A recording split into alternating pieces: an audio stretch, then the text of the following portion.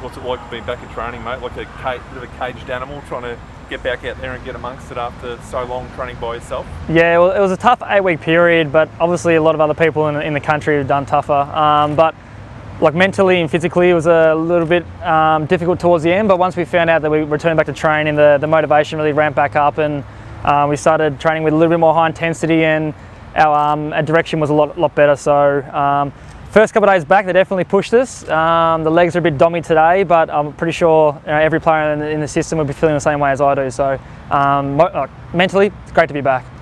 How did you spend it? I mean, you're only supposed to train in twos, weren't you? Yeah, so the guidelines kept changing pretty much daily for us. Early days we could train in a little bit bigger groups, then it went down to 2. So thankfully, my housemate is also my teammate. We took in Kitty Coleman, so he was my training partner for the break, and I pretty much spent it isolated in my house. I didn't leave pretty much till we got back to training to do other things. So I had my gaming, my podcast to keep me busy during that time. So that was I was probably the thankful one that we got a little bit of time to ourselves. So it was a good distraction, was it, Robbo? Like, I know you're very into your gaming and your podcasts and all that other stuff. You're a multimedia megastar, but is that a welcome distraction from, it's a long time to be out of the system, isn't it? Yeah, well, I that's probably the thing that I had to keep me focused. That my time in footy is not forever, and I can kind of see the end date after a few more years in the system. So there's a good chance for me to see what it's like life post footy, I guess, the 8-week period, and I started focusing on things that I can put into place now that can help me for footy after that. So, but yeah, I had a pretty good time. Isolated with my family. I had 2 kids to keep me busy. I was doing some homeschooling with them, which was I found a new appreciation for teachers in general. So that was something pretty fun for me. How would you describe yourself as a teacher? Not patient at all. So it was good fun though. It was grade 1, so it was a little bit of a learning curve to try and teach a kid how all that stuff works. So I was learning as well.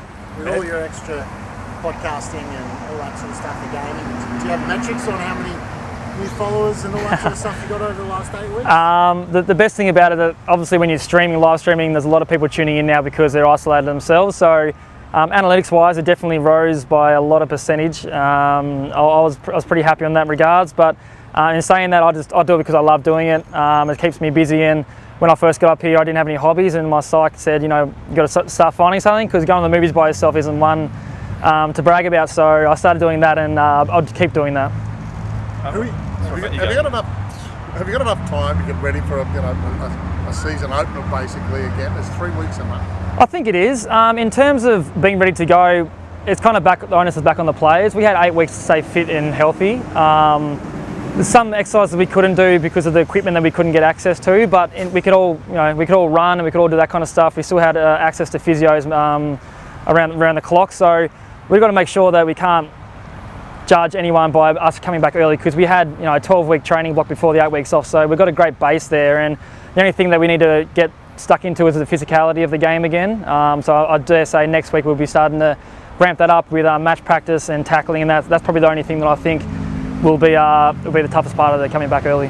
These little pods that you're in, the training groups, are you in the same ones every training session? Who's in yours? Yeah, so the first week we have the same 8 blokes. On field we can have 2 groups of 8 on the field. So in my group I got Dan McStay, Froggy Lester and a few younger boys. So I'm obviously the older one in the group, and I'm always yelling the most. And on the other side of the ground we have Dan Rich and Zorko, Archie and those type of blokes. So we have a bit of fun with a lot of banter, yelling at each other, saying they don't want to be here, this is our ground, we got the 2 best sessions in a row type thing, but it's a lot of fun. Obviously the protocols and guidelines are so different and we're not used to it, but this season's about who adapts the best, and I believe we've started at the highest level possible, so if it does get eased during this time, I think we'll be able to handle it best as well. Robbo, you said that there's no excuses if you're not fit to play. Yeah. Are your expectations about what this club can achieve this season, have they adjusted at all, or is this club still aiming high, get back to finals? That hasn't changed at all? For us, it's about improving. I'll say it every time I do press, about us improving as a group and as a list. I think that if we bring what we brought last year again this year, which we have high expectations in our 4 walls, we haven't publicly come out and said we're going to play finals and whatnot, because we don't know what's happening this year. We're going to rock up to every game and try and win every game, and that's what our philosophy's been since Fags has got here. And as I said, continual improvement, and we just need to adapt the best we can. There's not going to be any excuses from us at the Brisbane Lions. We're just going to try and win as many games as possible. Where the finals land and who gets there, hopefully we're in that category. But it's not just about repeating what you did last year. It's about going better and going to the next level. Do you think this might have hurt the chances of some of those younger guys being able to take that next step, losing this time? No, I don't think so. Probably the first year players coming in will be a little bit shocked at what's happening because this hasn't happened in my 12 years of AFL and probably my life. So we've had a great network and support system around us. Fags is checking on us probably too much. He's ringing us once or twice a week, seeing how everyone's going. He's been really good, and the club's been so good for our partners and our family as well, keeping them in the loop because it's not easy being isolated by yourself with who you're with for 8 weeks straight. So the boys are in ripping nick and we're ready to go. It's only a matter of time before we're out there playing. We don't know the fixture yet, but whoever we do play, it's going to be a great game. If you do get that bunch of home games to start off, is it a big advantage? In terms of where we're playing, we're not too sure on where we are playing or who we're playing, but if we're playing the home ground, I think because we train here, that's the advantage. There's no crowd here to be cheering us on, and we found that out round one. I was actually shell-shocked and I didn't know how to take it when I ran out there and there's no crowd, and the only player I could hear was, I think, a Hawthorn emergency player up in the grandstand somewhere yelling abuse at us. So that's the only thing I could hear on the game day. It was pretty weird, and it's kind of fake it till you make it when you're out there with the camaraderie and the voice and stuff, but I reckon we'll be definitely better off for that round one appearance, and no crowds this year. As I said, we've just got to adapt to that. I was going to ask about that, given your hobbies and interests, like the talk about using fake crowd noise at games. Do you think that'll work? And is that... I don't know. I've been playing the AFL Evo 2, which is a virtual game, and that's got a bit of crowd noise, but doesn't really sound that great. So I'm not too sure how that would. Probably for the viewers, it could keep them a little bit more interested in the game. But in saying that, when you're out there, you can hear absolutely everything. And I had about 50 tweets after the first game when I was yelling at the ball to come back in bounds when I kicked out in the full and all that kind of stuff. So you've got to be careful what you say. That's another thing you have to adapt to. But I reckon just leave it how it is, to be honest. It's like under 18s championship, really. As a player, you kick a goal and you hear someone sort of speaking on it, be a bit gear. Maybe a song. I think the NBA do that. They have a song, probably like during defense time or when they're having a set shot of goal. I don't know. It could be a lot of things they can do, but our job is to go there and just try and get the win. Everything else will just happen, I guess.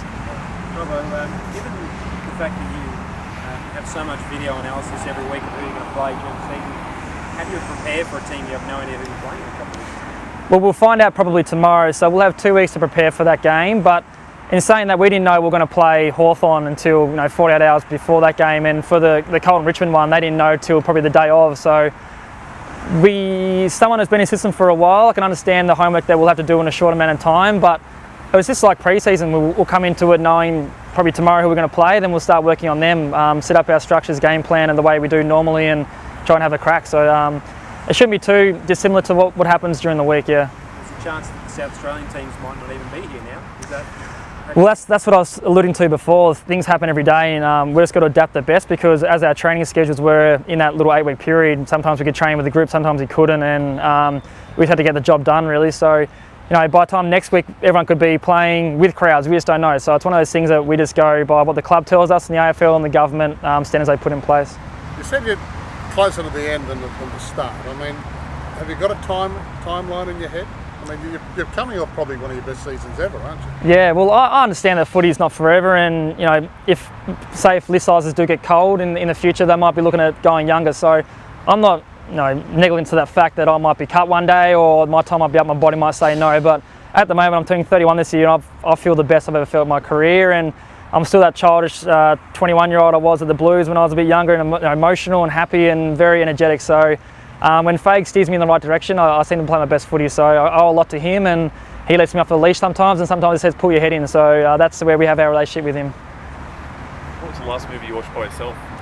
Last movie was by myself. I reckon it was, so I'm trying to think before it. Might have been Aquaman. I think I was in the cinemas. I used to go there once a week by myself. That's my time. Don't want to annoy me, no phone, just go to the cinemas and chill out. So.